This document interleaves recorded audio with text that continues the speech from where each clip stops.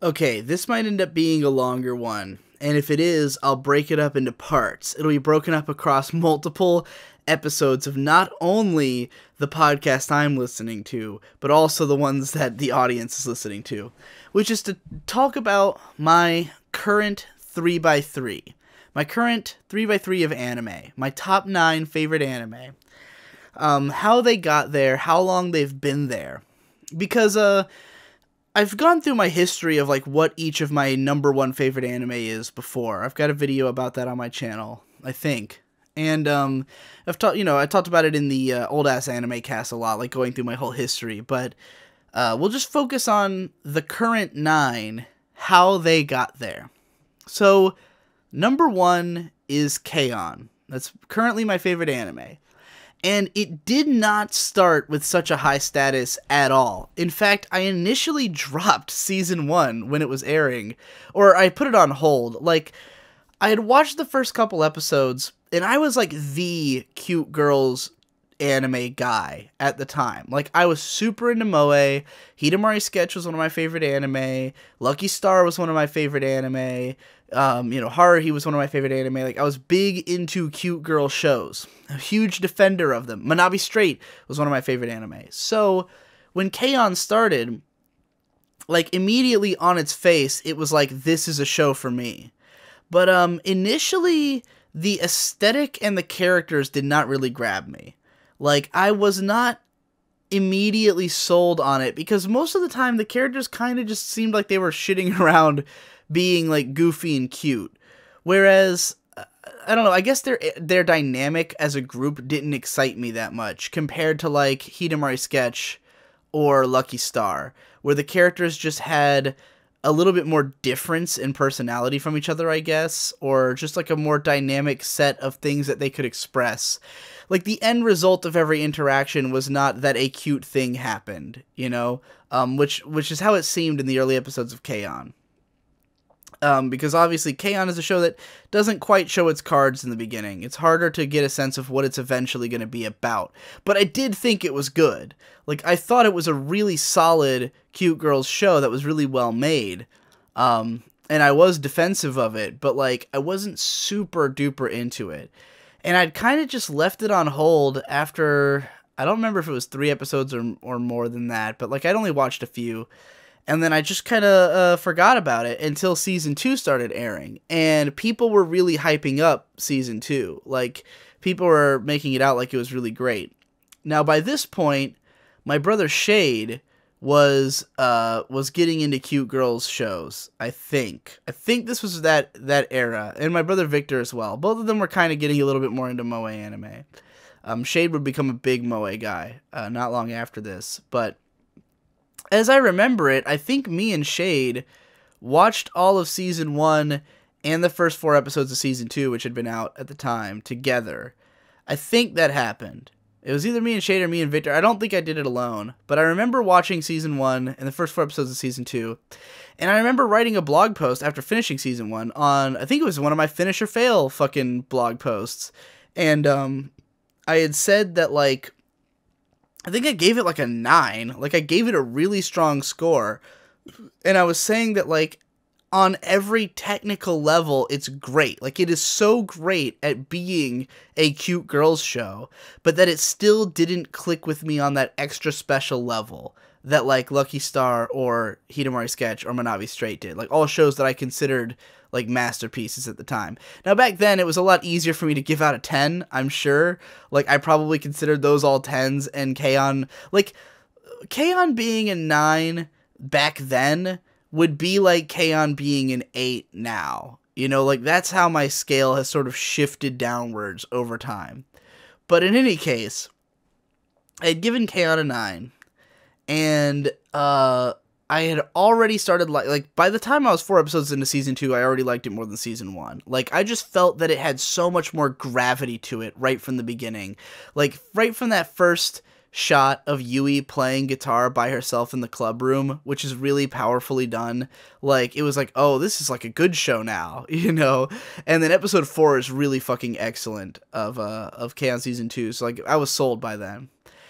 But, And I think I watched it semi-weekly. Like, I was keeping up with it for a little while, and then I kind of fell off, and I would catch up every once in a while, because I don't watch shows weekly in general. But at the end of the year, if you look at my top anime of 2010 list from the time, my number 1 anime of 2010 was Sora no Oto.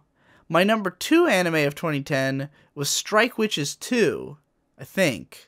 And my number 3 anime of 2010 was K-On! Season 2. So even after Season 2, even though I was considering the show like a god tier 10 out of 10 show, it was not even my favorite of 2010 yet. So what changed? Mostly watching it again and thinking about it a lot. Because K-On! Is a show that kind of wormed its way into my consciousness. Like, especially that fucking live show scene from episode 20, like, that was, like, my favorite moment in anime. Like, I was so into that scene. And the more I thought about it, the more I thought about the show. Like, going back and watching it made it more and more powerful to me. And, I remember that, like, I watched it again in 2014? Yeah, 2014. And that was the year that I made all the connections between, like, the PCP members and the characters in K-On! And, like, how Hippo was Azusa, and, like, that was, like, what pushed it over the edge. And, like, when I finished the show, I cried through, like, half the fucking show, because I was hopped up on medication, because I had broken my foot. And by the time I was done with it, I was like, this is my favorite anime. Like, I've never felt so strongly about, like, a set of characters and a narrative, and I really had this sensation, like, the more I thought about it and the more I watched it, the more I cared, and, like, the more it would give me of the characters. Like, I would recognize the nuances of them that I hadn't noticed the first time, you know, and, like, that's what really drew me in. And, I want to say I've seen the whole thing again since then. Yeah, because I would have watched it again to make the analysis video a year later. Because I think that came out in 2014. So I had watched all of season 1, and that was when I was like really like starting to feel like, oh, K-On! Might be my favorite. And then I rewatched season 1 and then watched all of season 2 when I wrote my video about it. And then like, later on, I think I've seen the movie a few times since then. I'm not even sure I've actually rewatched the whole show. I've definitely rewatched a bunch of episodes here and there, but I haven't rewatched the whole show since writing the Loving Thesis. But, like, again, it's a show that, like, in my thoughts carries so much weight. And when I even watch, like, episode 1 of season 1, I totally am, like, enamored with it now because I know it so well, and I know every little nuance and every little joke.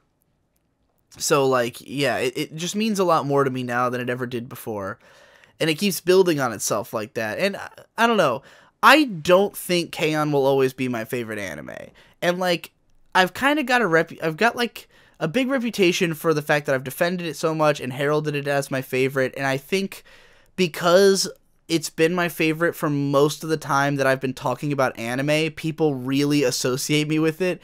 But, like, my favorite anime has changed many times. It has changed, like, the number 1 spot has changed many times, even after shows have been in there for years. I do think K-On!'s been in there the longest, though, and it would not be easy to dethrone it, especially because nothing has even broken my top 9 in years. So, like, yeah, at this point, like, it would be difficult for me to imagine that there is currently an anime that exists that would dethrone K-On! As my number 1 favorite, but it's possible that one could be made.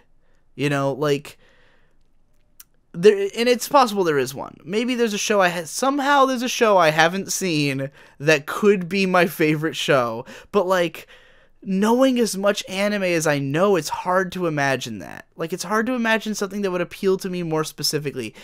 There's a few shows that maybe, if I rewatch them, could reach that status. Like, I've never finished Hidamari's Sketch. I've only seen the first 2 seasons, and I really like it. Maybe if I finish Hidamari's Sketch, it could dethrone K-On! You know, maybe if I finished, like, Arya or something. I don't know. I doubt Arya would ever break it. But, like, there's a number of shows that I could rewatch. Eureka 7, if I liked it as much as I did back in 2007, it could do it. But, like, there's just not a huge amount of odds in favor of anything that is existing now. And if it does happen, I will be very excited. Like, I will have no regrets about losing K-On! As my favorite anime, because that will mean there is an anime so fucking good that it replaced K-On! Can you imagine how exciting it would be if there was an anime so good that it jumped your whole favorites list? Like, I'm sure when you're newer to anime, that happens all the time. You know, if you look at my fucking favorites lists from 2007, like, or 2006, 2007, like, '06, I saw Ava, instantly my favorite anime. I saw Haruhi, instantly in contest with Ava. I saw Welcome to the NHK, instantly my favorite anime. You know, I saw, F, A Tale of Memories, Tengen Toppa Gurren Lagann, Eureka 7, instant, Arjuna, instant. Some of these got immediately dethroned by other things. Gintama, instant. And then, like, now it's, Gintama, actually, Gintama could be the number one very easily if I ever fucking finished it, because I really love Gintama, and, I don't know, unless I don't like it as much now. Like, I haven't watched it in fucking forever because I'm so far behind, but I do think it's the funniest show ever made, and, yeah, there's a chance Gintama could dethrone K-On!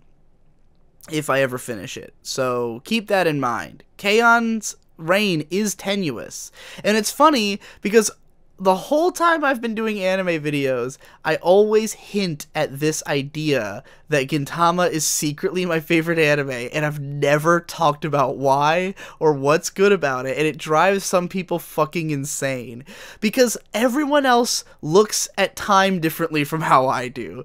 From my perspective, I've been anime blogging on YouTube for, like, a little dot of time. Like, for me, this has just been, like a little stint, you know. I'm like at the tip of the iceberg of anime content I intend to make in my lifetime. So when people are like, when are you gonna get around to Gintama? I'm like, I don't know, dude, I've just gotten started. Like, let me grease the wheels a little bit more, you know. But anyways, Gintama has a chance of beating K-On!, but, like, other than that, there's not anything else I can picture. But I will be super fucking stoked if it happens.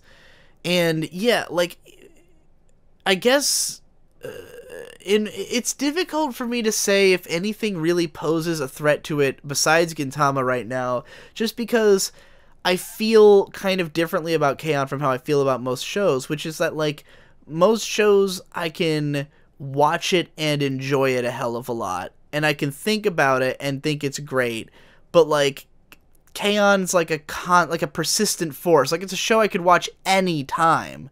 I don't really have to, like, sit down and be like, let's watch all of K-On!, and that's gonna be like a K-On! Experience. I have to do that with most shows. I don't just watch a random episode of Psycho Pass, you know. If I'm gonna watch Psycho Pass, I'm gonna watch all of Psycho Pass. I don't watch a random episode of Ghost in the Shell Standalone Complex. There's a few that I probably could do that with, like the Tachikoma episodes. You know, I don't just sit down willy-nilly and watch an episode of Log Horizon. I've done that before, and it's a terrible idea. Do not try to watch Log Horizon in just, like, random episode format, because the baseline quality of that show is not very high. It's the overall idea of it that makes it so good, you know. But, like, watching a random episode, you're just gonna be like, oh man, I forgot how shitty this show looks and how slow and talkative it is, you know, and how many dumb repetitive jokes there are. Log Horizon's place in my top 10 is very tenuous. You know, if we're talking about my 9-ball, I would have to rewatch all of my top 10 in order to make this decision. But there's a good chance Log Horizon could be replaced with Karekano. Like, I could definitely... Karekano's my number 10, and I could definitely see it pushing out fucking Log Horizon. But we'd have to see. I'd have to rewatch them both. Anyway. So, Yeah. Oh, and by the way, I'm phrasing this as though it's a 3x3, but like, if you look at my actual 3x3 that gets passed around online, Gintama is in there, and that's because with on the A board on 4chan, you typically put your movies in a separate one. Like, you have a 3x3 for TV shows and a 3x3 for movies. And so Ponyo is in my movies 3x3, and therefore I had to replace it with Gintama, because I felt like it was only fair to represent the idea that Gintama was one of my favorites, even if I haven't, like, reconfirmed it. But anyways, yeah, K-On! is a show that, like, I could literally throw on a random episode and I completely get it. I know I'm, like, immediately in there with the characters. Like, I know what's going on. I know where we are in the story. I know, I could appreciate just at face value what's happening in the episode. And the persistence with which it can make me cry is really hilarious. Like, the fact that when we watched the K-On! Movie for the Plebe and the Weeb, I was, like, losing my shit for, like, half the fucking film. Like, literally half the movie, I was crying. Just because it was such an intense experience. Yeah, so K-On!'s pretty solidly up there. The only thing that's, like, I feel similarly about Ponyo, but Ponyo's just so short in comparison, Like, I also feel like I could watch Ponyo 1,000 times. I've definitely watched it, like, back-to-back before. It's a movie I could watch on loop all day, but it doesn't have as much depth as K-On! In terms of, like, this huge amount of things to think about. Ponyo is more just, like, the fucking actual experience itself being mind-blowing. And I guess that's my stance on Ponyo, which is number 2 on the list, yeah, I could literally watch it every day forever and not get sick of it. I imagine, I really hope that when I have kids that they will like Ponyo and we can watch it. Like, if you know how kids do that thing where they watch a movie and they get really obsessed with it and then they'll watch it, like, every fucking day. Like, my little brother Shade would watch, like, Finding Nemo religiously. I hope my kids do that with, like, Ponyo, because I would gladly watch it with them every fucking day and scream, "Ponyo loves Sosuke! Ponyo wants ham!" all fucking day. It would just be me and my kid running around in circles in the living room screaming, "Ponyo loves Sosuke! Ponyo wants ham!" over and over again for like a month until May couldn't take it anymore. So that's why Ponyo's my number 2 favorite. And I think I've just hit 2 hours on this. I wasn't sure if I was gonna get a whole segment's worth of stuff about every show, but I ended up going on about K-On! For a while, although I didn't really talk about the show as much as, like, its relevant place in the list. But yeah, on the next episode of the podcast, I'll talk about the other shows, aka the next episode of the Daily Digi Bro show. So peace out.